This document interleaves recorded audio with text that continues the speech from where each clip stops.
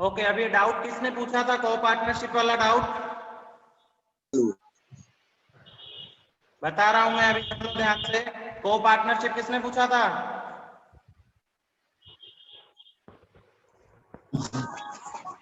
कैसे बच्चे क्लास में तो ऐसे चिल्लाते रहते थे, अभी बोलते ही नहीं है।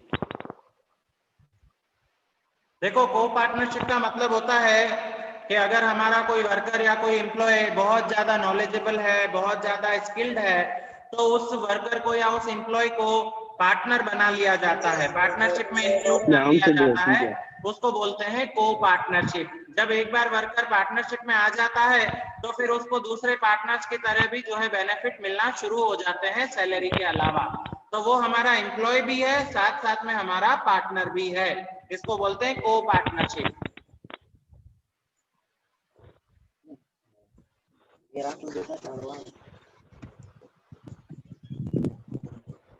अब हम आगे बढ़ते हैं, नॉन फाइनेंशियल इंसेंटिव्स।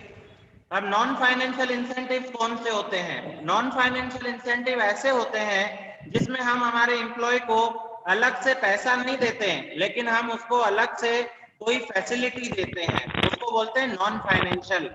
जैसे मान लो कि कंपनी की तरफ से किसी हॉस्पिटल का कार्ड दिया जाता है कि भाई वर्कर को या वर्कर की फैमिली में कोई बीमार हो गया है, तो वो अगर इस हॉस्पिटल में जाके इलाज करवाएगा तो उसके इलाज का जितना भी बिल बनेगा वो बिल पूरा कंपनी की तरफ से पेमेंट किया जाएगा।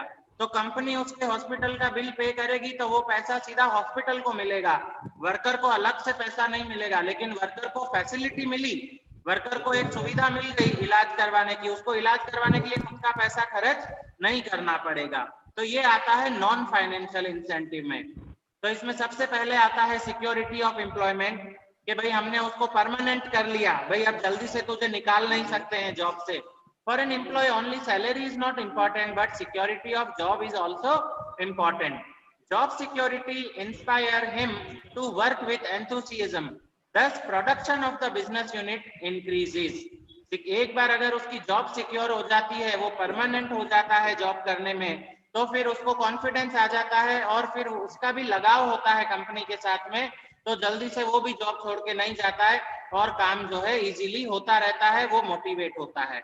Then appreciation of work and reward, जो भी काम उसने किया है उस काम के लिए उसको अगर कोई मेडल दिया जाता है, कोई उसकी सबके सामने उसको कोई सर्टिफिकेट बना के दिया जाता है कि इसने कंपनी को इतना फायदा दिलवाया, तो इस तरीके से उसका सम्मान किया गया, उसको बोलते हैं appreciation of work and reward. Employees who surpass production target decide by business units within the time economically and efficiently, they are honored publicly. Therefore these employees are motivated, at the same time other employees are also inspired to work। इसमें हमको क्या बताया है कि production target जो हमने रखा, अगर उससे भी बहुत अच्छा टारगेट हमको एम्प्लॉय की वजह से मिला है और बिल्कुल प्रॉपर टाइम पे हुआ है, इकोनॉमिकली मतलब खर्चा भी नहीं हुआ ज्यादा, पैसे भी कम लगे हैं और वर्कर ने एफिशिएंटली काम करके हमको दिया है, तो उसके लिए उस एम्प्लॉय को मोटिवेट किया जाता है, उसी टाइम पे सबके सामने उसके काम की तारीफ की जाती है, उसको कोई इनाम भी दिया जाता है। Then assignment of responsibility, to encourage the employee, officers assign special responsibility of giving training and direction to subordinates or others। Assignment of responsibility develops confidence of employees and they inspire to work more। ऐसा ज्यादा करके उन जगहों पे किया जाता है जहां पे एम्प्लॉयज बहुत ज्यादा एज वाले होते हैं, मतलब अब ऐसी एज आ गई है एम्प्लॉय की कि भाई अब थोड़े 4-5 साल में वो रिटायर हो जाएंगे, तो देखो फिजिकली एज जब बढ़ने लगती है तो उनकी कैपेबिलिटी थोड़ी सी शरीर के हिसाब से कम होती है, लेकिन उनको एक्सपीरियंस बहुत होता है, नॉलेज बहुत होता है हर चीज का, तो क्या किया जाता है कंपनी में कि कंपनी जो भी उसके नए एम्प्लॉय आ रहे हैं, जो बिल्कुल न्यू कैंडिडेट है, फ्रेश कैंडिडेट है, जिनको कोई एक्सपीरियंस नहीं है, उन फ्रेश और न्यू कैंडिडेट्स को ऐसे पुराने अनुभव वाले लोगों के साथ में रख दिया जाता है और पुराने एम्प्लॉइज को बोला जाता है कि भाई आपकी जिम्मेदारी है, आपको इसको काम सिखाना है और इसके पास से काम करवाना है। तो इसमें क्या होता है कि पुराने एम्प्लॉइज का भी नॉलेज का बेनिफिट मिलता है, एक्सपीरियंस का बेनिफिट मिलता है, साथ साथ में अब उन लोगों को एक इंपॉर्टेंस मिला, एक पोजीशन मिली, क्योंकि वो अब काम करवाएंगे, खुद काम नहीं करेंगे, तो उनको एक पोजीशन भी मिलती है, जिसकी वजह से वो और ज्यादा मोटिवेट होते हैं। Then advisor, when a worker has been efficient for a long time, his advice is sought in policy formulation to get advantage of his experience. When this happens, the worker feels that he is an important part of the company and feels encouraged. कई बार जो बहुत पुराने employees होते हैं, 20 साल से 25 साल से हमारे ही यहाँ पे काम कर रहे हैं, तो अगर हम कोई न्यू पॉलिसी बनाना चाहते हैं, कोई नया डिसीजन लेना चाहते हैं, उस टाइम पे उन पुराने एम्प्लॉयज से एडवाइस ली जाती है, सजेशन लिए जाते हैं, और उनके सजेशन और एडवाइस को जब हम इसमें इंक्लूड करते हैं तो इसका मतलब एक तरीके से हमने उनके इतने वर्षों की मेहनत का, इतने टाइम, पुराने टाइम का जो उनका नॉलेज है, उनका एक्सपीरियंस है, उसका हमने एक तरीके से सम्मान किया। तो ये भी एक तरीके का नॉन फाइनेंशियल इंसेंटिव है। फिर आता है welfare activities and amenities. Welfare activities and amenities given to employees also inspire them to work. Over and above wages, medical service, जैसे मैंने बताया था कि किसी हॉस्पिटल का कार्ड उनको दिया जाता है कि भाई कुछ भी हो जाए तो तुम इस अच्छे हॉस्पिटल में जाके इलाज करवाओ, तुम्हारे इलाज का सब पैसा कंपनी की तरफ से दिया जाएगा। Canteen facility, library facility, leave with पे। लीव विथ पे बहुत सारी जगहों पे होता है, बड़ी बड़ी कंपनियों में जैसे एक साल में 45 डेज का लीव देते हैं वर्कर को। मतलब एक साल के अंदर अगर कोई वर्कर चाहे तो वो 45 डेज की छुट्टियां ले सकता है और इसके लिए उसके पैसे नहीं काटे जाएंगे, उसकी सैलरी में से पैसा नहीं कटेगा।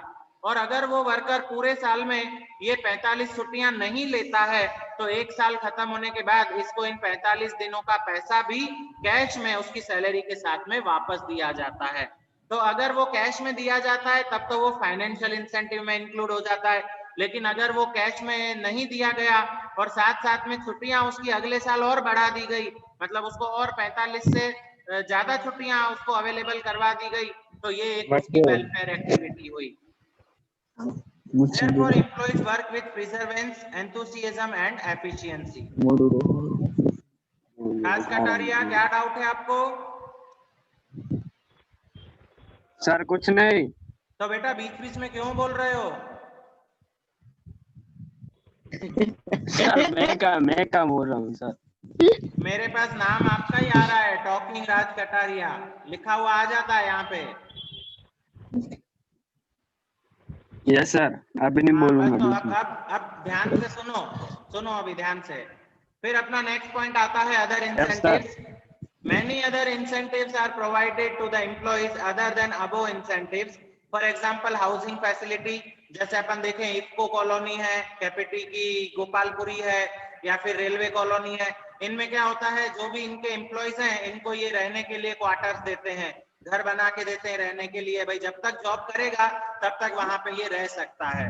Housing facility, life insurance, free education to children, इनके जो बच्चे होते हैं उनको पढ़ाई के लिए भी इन स्कूल का जितना फीस वगैरह होगा वो भी कंपनी की तरफ से दिया जाता है, खर्चा पढ़ने का भी। Then transportation facility to pick up and drop from residence to place of work etcetera. बड़ी बड़ी कंपनियां जो होती है अपने वर्कर को लेने के लिए भी बस होती है और वापस छोड़ने के लिए भी कंपनी की बस होती है। तो ये सब जो है अलग अलग फैसिलिटीज दी जाती है एम्प्लॉयज को, इसको हम बोलते हैं नॉन फाइनेंशियल इंसेंटिव्स। तो क्या क्या था नॉन फाइनेंशियल में? सबसे पहला सिक्योरिटी ऑफ एम्प्लॉयमेंट, फिर appreciation of work, assignment of responsibility, adviser, welfare activity and other incentives. आज अपन ने मोटिवेशन का टॉपिक पूरा कंप्लीट कर लिया। अब मोटिवेशन के बाद आता है लीडरशिप। लीडरशिप जो है ओमिट हो गया है, लीडरशिप हमको नहीं करना है, ये ओमिट हो चुका है। और लीडरशिप के बाद में जो टॉपिक है कम्युनिकेशन, ये कम्युनिकेशन भी ओमिट हो चुका है। ये दो टॉपिक इस चैप्टर में से निकाल दिए गए हैं। Leadership and communication. तो ये दो टॉपिक हमको नहीं करने हैं लास्ट वाले। तो मोटिवेशन तक हमारा लास्ट टॉपिक था, वो हमारा ये चैप्टर जो है डायरेक्टिंग यहाँ पे खत्म हुआ। अब इसमें आप लोगों को कोई डाउट्स है?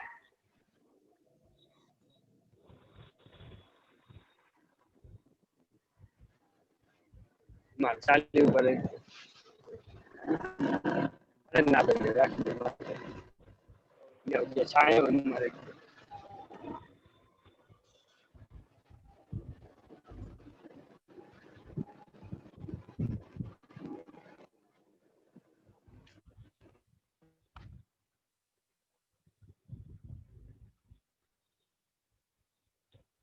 ओके, हिट ठक्कर,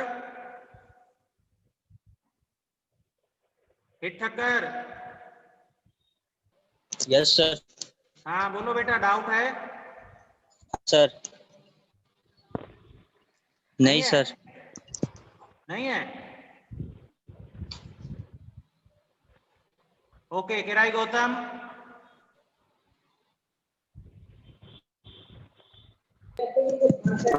नहीं है।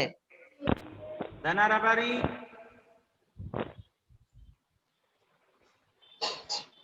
नहीं है सर, नहीं है। तो बेटा शक्ल दिखाने में शर्म आ रही है क्या? नहीं, क्यों? दिखाओ। हाँ सर, देख ली। और जब तक ये मीटिंग ओवर नहीं होती है सबको वीडियो ऑन ही रखना है। ठीक है। राज का नहीं है। हाँ देवेंद्र बोलो, क्या पूछ रहे हो? राज का वीडियो नहीं है सर। राज का वीडियो ऑन नहीं है, राज कटारिया। हाँ। उसको मैंने ही बंद कर दिया है, बीच बीच में डिस्टरबेंस हो रहा था इसीलिए। ओके अंकेश, अंकेश बेटा। सर हाँ बोलो बेटा, hello. Doubt, any doubt? No sir, no. सब समझ में आ गया? आ गया वाह वाह, वेरी गुड सर। हाँ बोलो। सर मैंने सुना है कि ओसी में 11th और 12th दोनों चैप्टर पूरे के पूरे कट कर दिए। हाँ पूरे कट हो गए हैं, हाँ। तो आप वो नहीं करवाओगे या करवाओगे? अरे बेटा कट हो गया है, आएगा भी नहीं तो क्यों करेंगे? अच्छा। और इस चैप्टर में से भी दो टॉपिक कट हो गए हैं, leadership and communication.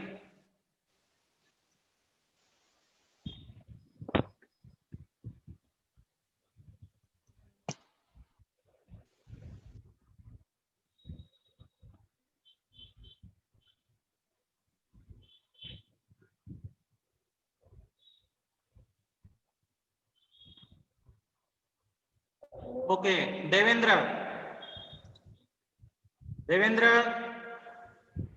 Yes sir. explain the importance of direction.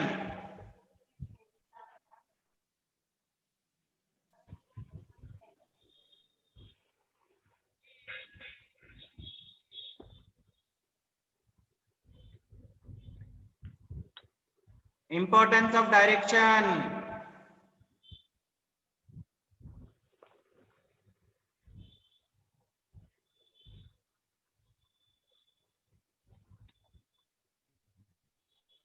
बताना ही नहीं है, बस पूछो नहीं, इनसे पढ़ाई करनी ही नहीं है। चलो ईशा आप बताओ importance of direction.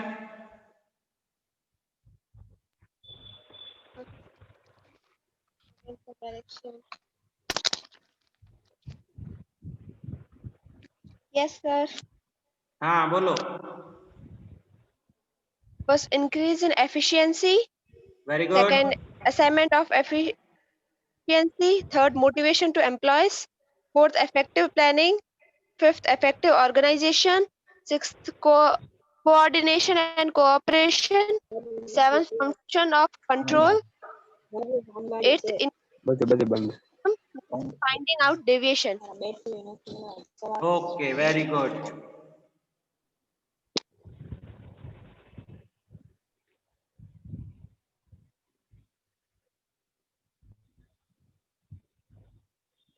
Brijesh Thakur,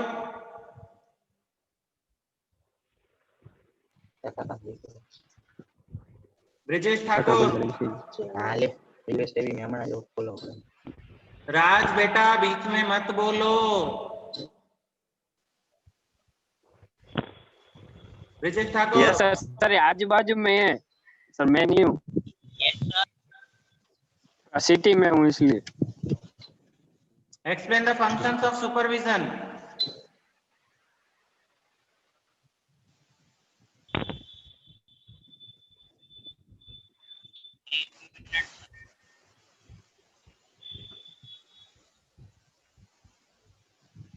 Functions of supervision. To plan the functions and to remove the hurdles, to provide necessary guidance and direction to complete the work on time. Third, बेटा माइक यूज करो, माइक यूज करो, mic year pin में mic है वो उस पे बोलो, आवाज नहीं आ रहा है। to plan the function and to remove the hurdles, to provide necessary guidance and direction to complete the work on time. Third, to supervise the employees constantly to save time and labor. Fifth, fourth, supervisor does the function of integration of employees' personal interest with the interest of productivity of business. Okay, तो चलो आज ही अपना chapter खत्म हुआ, chapter number 6 पूरा हुआ। अब अपन शुरू करेंगे उसी में चैप्टर नंबर 7, जब भी क्लास आएगा तभी। अब इसमें जो भी क्वेश्चन आंसर है, जो शॉर्ट क्वेश्चन आंसर जो रिपीटेड थे, वो तो मैंने आप लोगों को पीडीएफ भेज दिया था पिछले दिनों में, तो वो आप लोगों को लिख लेने हैं, और बाकी के डायरेक्ट आप जो है टेक्स्ट बुक से याद कर सकते हो, और अगर आप लिखना चाहो तो भले लिखो, पर जो मोस्ट रिपीटेड मैंने आपको सेंड किए थे वो तो लिखना कंपलसरी है, वो तो लिखना ही है। ठीक है, इसके अलावा कोई डाउट है किसी को? टाइम ओवर हो चुका है। Any doubt?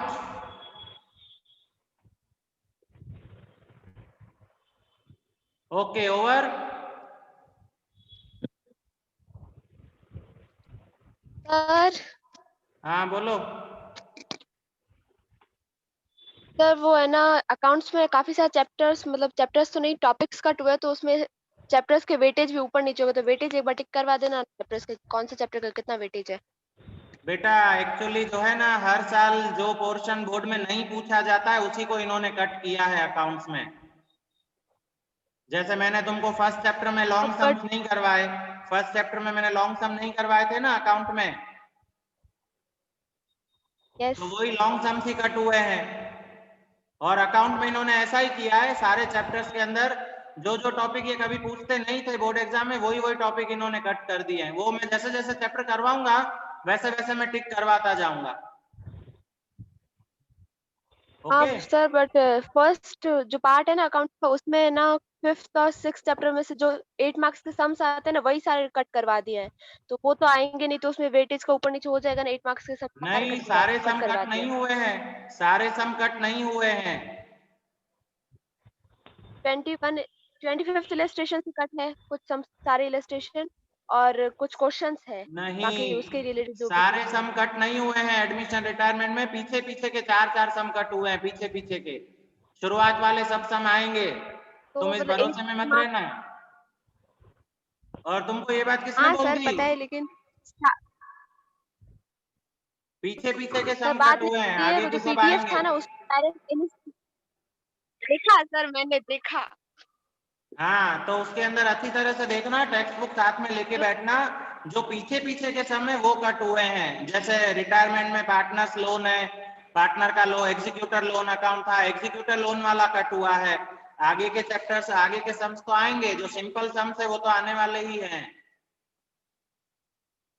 But simple sums mostly exams में नहीं पूछते, 5th 6th चैप्टर का वेटेज 8 मार्क्स वाले सम्स का है। तो 8 मार्क्स वाले सम्स तो आएंगे बेटा, क्योंकि वो पेपर पैटर्न थोड़ी चेंज हुआ है, पेपर पैटर्न तो सेम है। और जो लॉन्ग सम्स है हाँ ना तो उस जो चैप्टर आते में, थे ना सम्स 8 मार्क्स वाले। 8 मार्क्स वाले जो पीछे के सम्स है वो कट हुए हैं, हाँ आगे वाले सम्स कट नहीं हुए हैं। आगे वाले सम्स में से तो आएगा एग्जाम में। तो जो बीच में बचे बड़े सम्स वही आएंगे ना 8 मार्क्स में। हाँ वो आएंगे। तो वेटेज तो वही चेंज हुआ ही मतलब नहीं भले है। थोड़े पहले वाले से छोटे लेकिन 8 मार्क्स कम होंगे। हाँ, वो आएंगे वो 8 भी मार्क्स कहाँ में ही। कंफर्म किया है, वेटेज भी चेंज कर। वेटेज चेंज नहीं हुआ है, किसी भी चैप्टर का वेटेज चेंज ओके नहीं हुआ है अकाउंट्स में। वेटेज सेम है, पेपर पैटर्न भी सेम है, पेपर पैटर्न में भी कुछ चेंज नहीं आया है। ओके और लॉन्ग सम्स आएंगे, एडमिशन में भी 8 मार्क्स का सम आएगा, रिटायरमेंट में भी 8 मार्क्स वाले सम आएंगे। खाली जो पीछे के चैप्टर, पीछे के जो सम्स हैं, बड़े बड़े सम्स, वो खाली उसमें माइनस हुए हैं, ओमिट हुए हैं। आगे वाले सम्स तो आएंगे, 8 मार्क्स वाले आएंगे। ओके ठीक है, चलो और कोई डाउट किसी को?